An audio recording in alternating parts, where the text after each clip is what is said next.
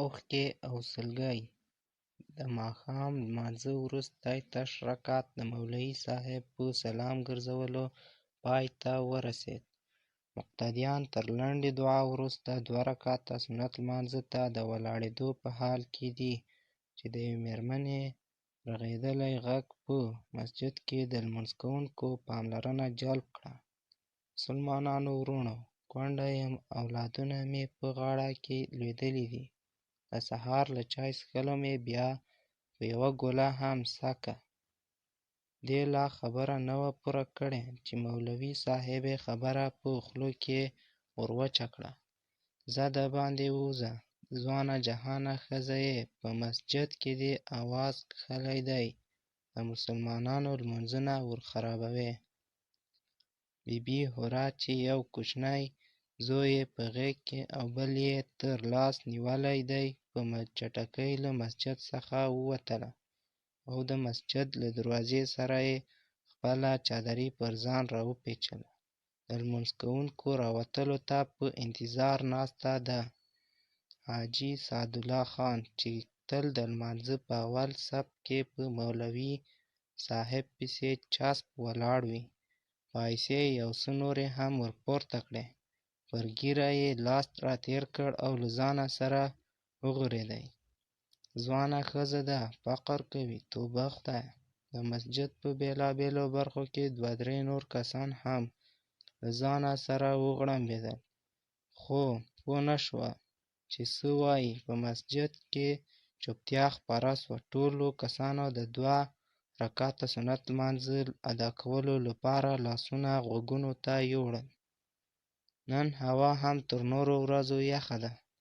تېز باد له انسانانو غوښې پرې کوي. خو بي بي هورا له 2 یتیمانو سره په دې نیت ناسته ده چې که د ماخوستن لپاره د یوې ګولۍ ډوډۍ رانیولو توان پیدا کړي. تر لمانځه وروسته یو کس له مسجده راوځي، ویني چې دروازې ته نږدې په چادري کې پیچلې یوه مېرمن له 2 کوچنیانو سره ناسته ده. یخ باد د ښځې چادري رپوي، خو دا یې نه پرېږدي چې کالي دې لا ښکاره سي. 2 کوچنیان په مور پورې ټینګ نښتي دي. له مسجد څخه راوتونکو خلکو ته ګوري چې ځانونه یې کلک په پټوانو یعنې څادرونو کې نغښتي او د کورونو خواته چټک ګامونه اخلي. ګړۍ په ګړۍ هوا یخېږي، خو بي بي هورا له شرمه خولې ده، هېڅ نه وایي. له مسجد څخه په راتلونکو کسانو کې 3 یا 4 کس له جېبه یوه زړه افغانۍ راوکاږي او د مسجد دروازې ته د ناستې مېرمنې مخ ته د ورغورځولو پر مهال په لوړ غږ وایي: دعاوې راته کوه.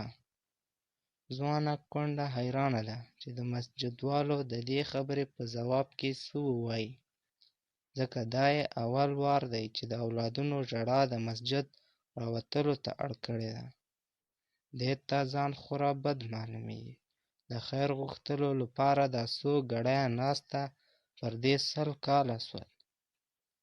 د شپې تیاره کرار پر کلي راخپرېږي. یخ باد نن شپه نوره هم یخه کړې ده. حاجي سعدالله خان تر سنت لمانځه وروسته پرله پسې نفلونه وکړل. بیا یې په پټو سترګو اوږدې دعا ته لاسونه پورته کړل. په دعا کې د آخرت او دنیا ماڼۍ، حورې غلمان، د شاتو او شرابو ویالې له خدایه وغوښتې. 2 لاسونه یې پر مخ تېر کړل، لنګوټه یې پر سر سمه کړه او په پنډ پټو کې یې د ځان پیچلو پر وخت د مسجد ملا صاحب ته مخ ور واړوی. ماخوستن مېلمستیا مو هېره نه سي.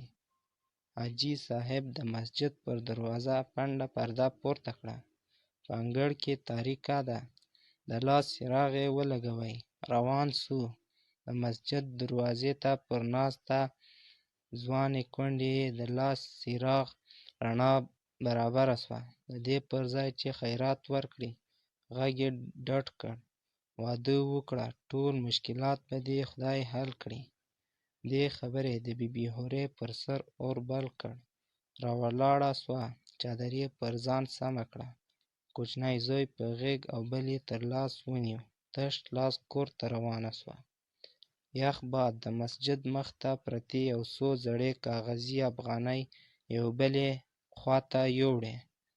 د بي بي هورې د شرم په خولو لانده ویښتان او توندې اوښکې د سړې شپې تېز باد ډېرې سړې کړې. د یخ احساس یې وکړ او ګامونه یې نور هم چابک کړل.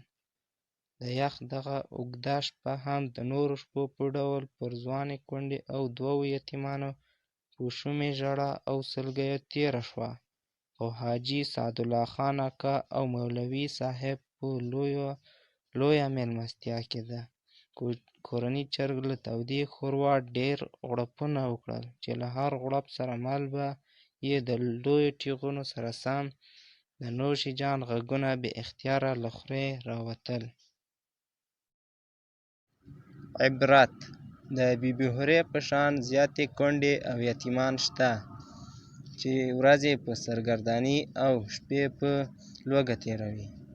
موږ ته لازمه ده چې د فقیرو او مسکینانو لاسنیوی وکړو، تر څو د دنیا او آخرت د نیکمرغۍ لامل مو شي، او هم مو د انساني همدردۍ حق ادا کړی وي.